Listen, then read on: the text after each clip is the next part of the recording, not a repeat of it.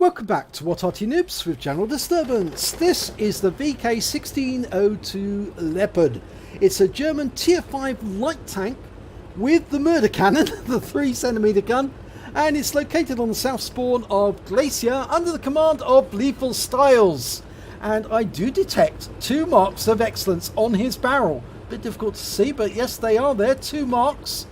And so he likes this tank, and so do I actually. It's quite a natty little tank destroyer. Well, tank destroyer. It's a natty little light tank, I should say.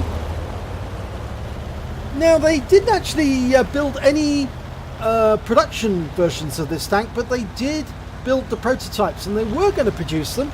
They did place an order for 339 of these, but they never got put into production because they had other problems at the time, and so the project was cancelled.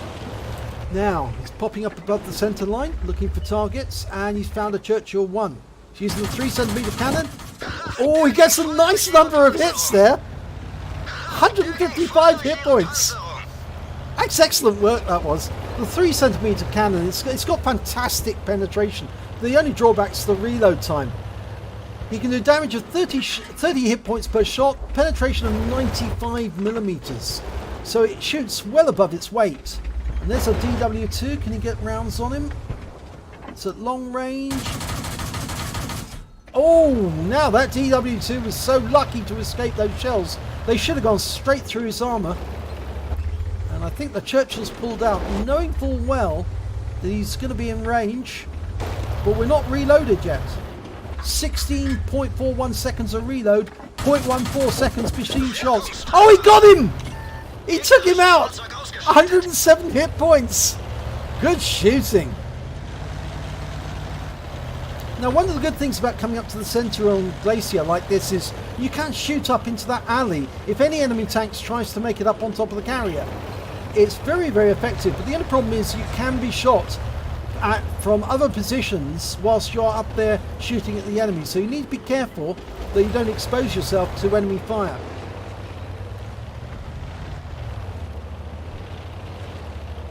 Now, actually, this was going to be a sort of a replacement for the Panzer II Ausführung J and the Panzer II Ausführung M. They built a prototype in 1942, and they were ready to go ahead in 1943, but unfortunately it just got cancelled because they had other problems. And the turrets that they did manufacture for this particular tank actually went on to be mounted onto Puma tanks. Those are the wheeled vehicles. Okay, so looks over there. Can we get shots on him? He's gone into the dip, and we are in a bit of an exposed position here. So I think Leethalstylesz is going to try and go over to the east side of the map and harass the enemy who are attacking our guys at the moment. Now there's a NETAC up there. Oh, look at that! Wipes him out. Now I think that's also telling because Leethalstylesz has got a lot of practice in this tank, so he was able to carefully aim all those shots and get maximum firepower on the M3. Those shells just tore straight through the armour. Now there's a Panzer IV-H over there. He's reloaded. You can take him out the game. Line him up. Oh, he only got one in there. And of course the Panzer IV-H is going to know he's here. Oh, took some rounds from that Lux. The Lux has got the same gun. I think he's going to deal with that Lux now. Can he? No, can't spot him. Doesn't really want to cross the gap because there's an Su-85B overlooking the area. Now he's doing his three-dimensional view, all-round perspective.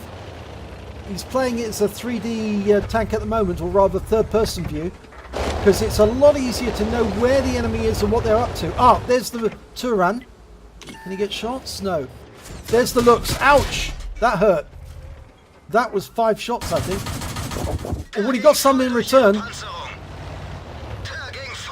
I think he hit him with at least 4 shots. Pretty sure it's 4, but he's reloading. And the Lux is looking to get some more shots on him. This is going to be dangerous. If he's going to go directly after that Lux, but every time he tries to pull away and do some damage elsewhere, the Lux hits him. He's taking a risk for the shot from the Su-85, but goes after the Lux and... yes, gets him. Okay, he's out the game. So he got 219 hit points off that batch of shots. He's reloading, but there's the Su-85B, and he's trying to avoiding action. The shell missed him just. He's now behind the rocks, so he's safe from the 85. Needs to get that Panzer IV-H though. He's not going to be able to get up the cliff there, but he can get it up just there. That's it. And got somebody capping. Now, 14 TP first. Oh, no, he's going to go for the Turan first. Oh, now, did he hit? I don't think he hit those. He's reloading, going back up again.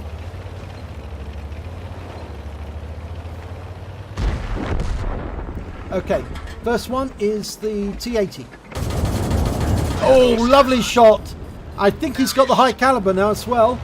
But he's now reloading and the 14 TP's coming this direction. And the Turan could see him. Here comes the 14 TP.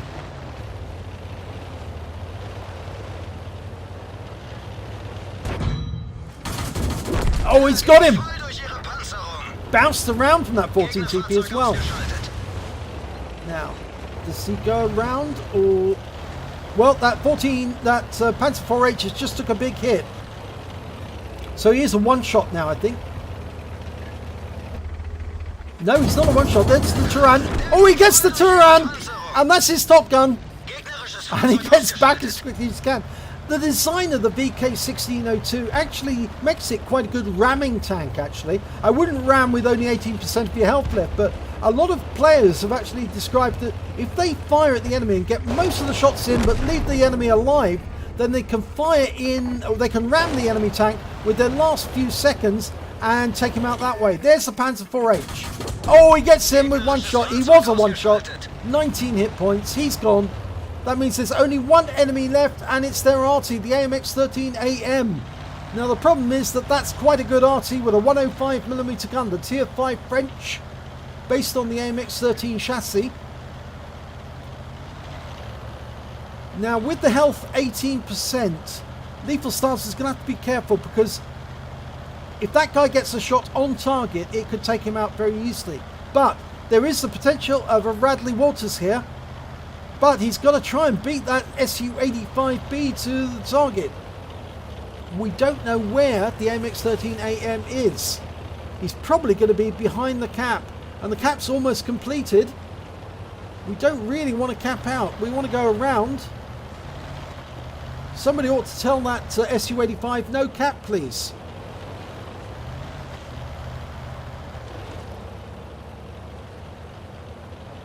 If he should see that Leethalstylesz is only on 7 kills and about to get his 8th. There he is! Yes! He gets it! And the cap finishes just as he kills. Oh, he's so lucky. And that Su-85 should be ashamed of himself for sticking in the cap. But I suppose he gets an invader. And Leethalstylesz, well, look at this. He's got an ace tanker. A duelist badge for taking down 2 tanks that did damage to him during the battle. He's got a fire for effect for doing more damage than the hit points to his own vehicle. A bruiser medal for getting at least 5 critical hits. He got 12. A Radley Walters for getting at least 8 kills. The high caliber for dealing the most damage in the battle. And lastly, a Top Gun for getting at least 6 kills. And look at the win rate. 16,113 from Leethalstylesz of Philo. Wow, that was a pretty good round, and so good that he got that last kill right at the moment that the Su-85B capped out. So let's have a look at the team scores. There it is, 1,929 hit points. He really monstered it. It's more than double the high score, nearly treble the highest other scorer on his own team, the KV-1, with 715.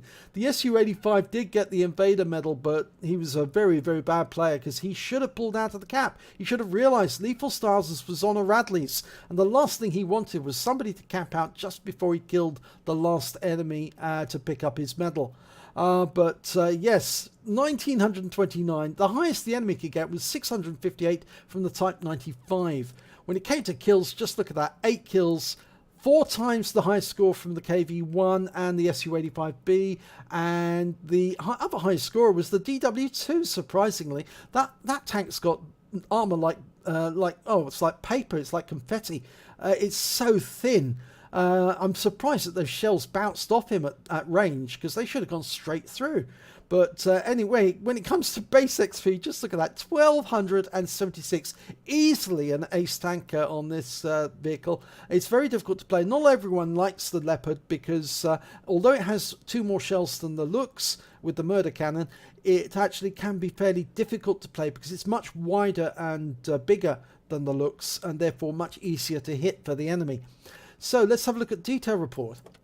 Well, he fired 147 shells during that battle. He got 81 direct hits, 67 penetrations.